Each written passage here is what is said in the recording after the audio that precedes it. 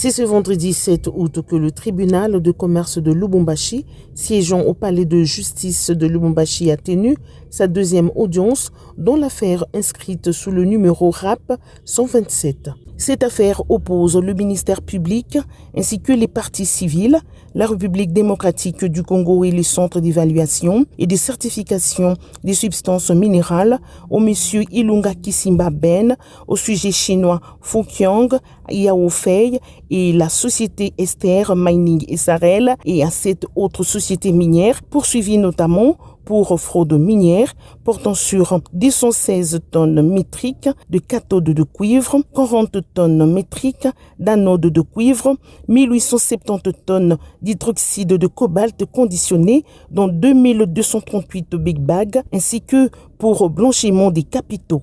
Cette procédure fait suite à une dénonciation initiée par le CEC conformément à ses prérogatives légales en matière de lutte contre la fraude minière. En raison de la non-comparution de certaines parties au procès, l'affaire a été renvoyée au 21 août selon Maître Tidibi, avocat conseil du CEC. C'est une affaire de fraude minière. Il y a une interpellation d'un certain nombre de personnes qui ont été impliquées dans la fraude minière, notamment un huissier de justice et quelques sociétés minières de la place.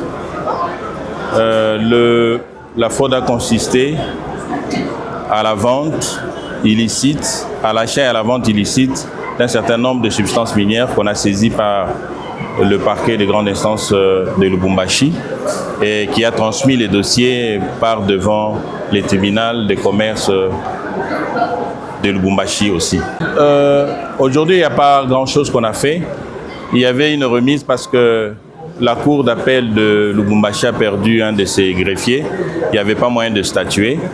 Mais dans l'entretemps, il y a eu des parties qui n'ont pas comparu. C'est ainsi que le tribunal a estimé qu'il faille remettre à 2 semaines pour signifier aux autres parties qui n'ont pas comparu qu'il y aura audience le 21 août. L'instruction du dossier se poursuivra à la prochaine audience.